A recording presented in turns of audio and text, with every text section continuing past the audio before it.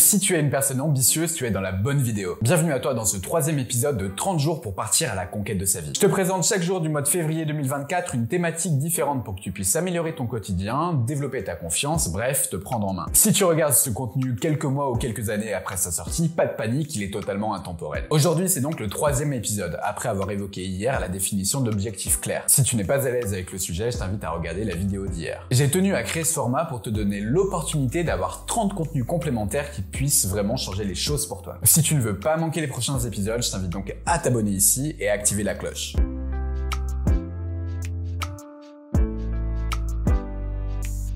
Avant de commencer, je me présente rapidement à toi. Je m'appelle Pierre, j'ai 28 ans et je travaille personnellement depuis plusieurs années sur les sujets autour de l'amélioration de sa vie. C'est pour cette raison que j'ai décidé de faire de ce sujet une grosse partie de mon activité professionnelle aujourd'hui et donc de créer cette chaîne YouTube. Pour revenir au sujet du jour, je vais te parler de la thématique construire un plan d'action. Parce que pour moi, c'est absolument vital de définir le comment, d'où on souhaite aller. Si tu as des objectifs mais que tu ne mets rien en place, malheureusement, ça va être compliqué de les atteindre. Cette vidéo, elle va se dérouler en 3 parties. Je vais débuter par la construction du plan d'action, enchaîner par l'utilisation du tableau de suivi et enfin évoquer la gestion du temps. N'hésite pas à faire pause pour prendre des notes, à revenir en arrière pour réécouter des informations importantes et surtout, pose tes questions. L'espace commentaire est fait pour ça et il n'y a aucune question bête.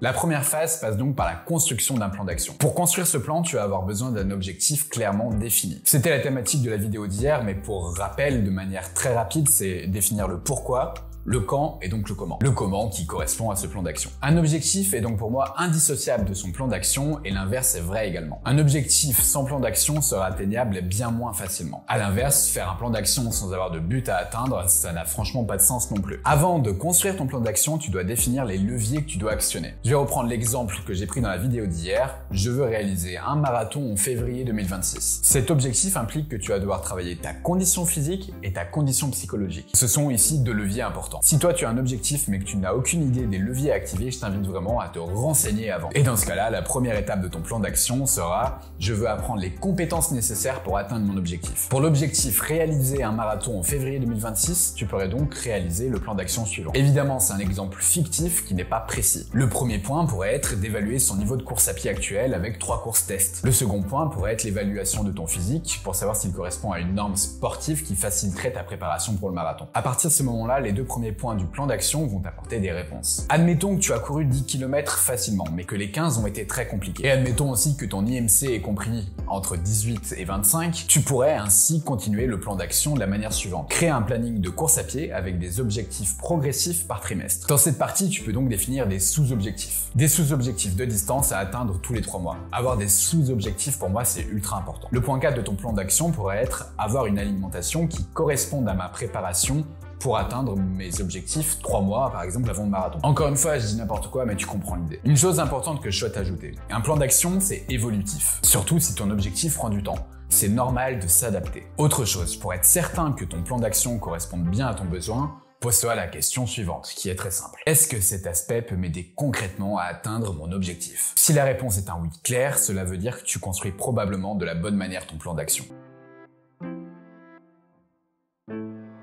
Une fois que tu as ton plan d'action qui va s'établir et se mettre en place dans le temps, tu dois avoir un moyen de suivre ton évolution. Cela peut paraître logique, mais avoir un tableau de suivi est une vraie clé pour atteindre ces objectifs. Et pourtant, un certain nombre de personnes n'en utilisent pas lorsqu'ils appliquent leur plan d'action et je trouve ça bien dommage. Dans l'exemple de la préparation du marathon, si tu ne notes pas tes séances et les ressentis qui vont avec, si tu ne notes pas les grandes lignes de tes écarts alimentaires sur une semaine, est-ce que tu vas pouvoir identifier les difficultés? Est-ce que tu vas pouvoir identifier les réussites? Est-ce que tu vas avoir dans le temps une notion de ce que tu as réussi à faire ou non. Un plan d'action s'inscrit dans une routine. Malheureusement, tout ce qui est routinier est assez vite oublié par notre cerveau. Noter son évolution dans un tableau, c'est se donner l'opportunité de progresser. Mais c'est aussi se donner l'opportunité d'identifier les difficultés. Si tu ne pointes pas ton suivi, tu vas peut-être arriver à la fin de la temporalité de ton objectif et te rendre compte que tu ne vas pas pouvoir l'atteindre pour cette fois. Et ça serait dommage. C'est aussi ce tableau de suivi qui va te permettre d'adapter ton plan d'action. Si par exemple, tu pointes régulièrement des douleurs, tu vas peut-être devoir baisser l'intensité de ton entraînement. Si tu identifies que ton endurance ne s'améliore pas, alors peut-être que tu vas devoir travailler sur ton endurance fondamentale. Bref, encore une fois, je prends un exemple fictif. Mais l'idée du plan d'action ou du comment je dois réaliser mon objectif, c'est d'être adaptable. Je t'invite à créer un tableau de suivi pour chaque phase de ton plan d'action. Cela te permettra de scinder tes thématiques et de voir clair sur ton évolution.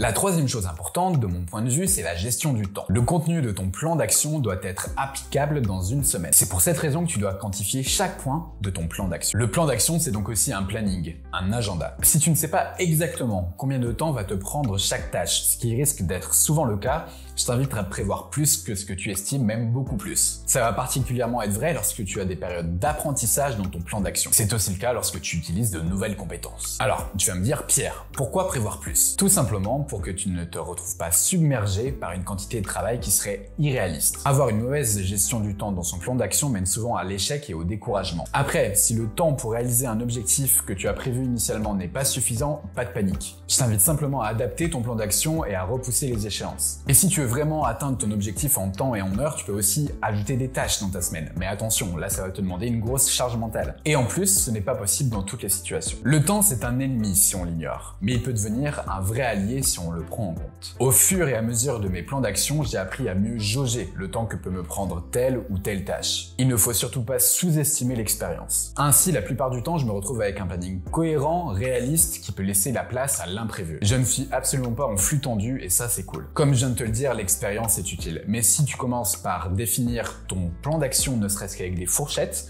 ce sera déjà un bon départ. La capacité à avoir un bon plan d'action passe donc pour moi par ces trois aspects. La construction de son plan d'action, étape par étape, en l'adaptant au fur et à mesure par rapport à ses besoins. La construction d'un tableau de suivi pour atteindre ton objectif. La prise en compte du temps et sa gestion, vitale pour ne pas aller à l'échec. Si ton plan d'action prend en compte ces trois aspects, alors le comment a peu de chances de te mener à l'échec. Si ton plan d'action implique ces trois aspects, le comment aura toutes les chances d'être efficace pour toi. Bien évidemment, ici il s'agit d'une vidéo très générale. En fonction de la thématique de ton objectif, tu peux construire ton plan d'action différemment. Mais je crois que c'est déjà une bonne première piste. Tu fais ici un troisième pas pour partir à la conquête de ta vie. Évidemment, savoir construire un plan d'action n'est pas suffisant pour être sûr de réussir. Il faut savoir l'appliquer et cela passe par une gestion des différentes émotions. C'est la thématique de la vidéo de demain. Dès à présent, écris ton top 3 quelque part pour gérer tes émotions. Comme je te le répète au fil de mes vidéos, partir à la conquête de sa vie passe aussi par une réflexion sur soi-même. Et d'ailleurs, demain, tu verras l'importance de la gestion des émotions. Que ce soit pour prendre des décisions, pour définir ses objectifs de manière claire et évidemment pour plein d'autres aspects. Merci à toi d'avoir regardé ce troisième épisode. Je t'invite à le partager à toutes les personnes qui ont encore du mal à se construire un plan d'action pour atteindre leurs objectifs. Tu feras ainsi 2 bonnes actions,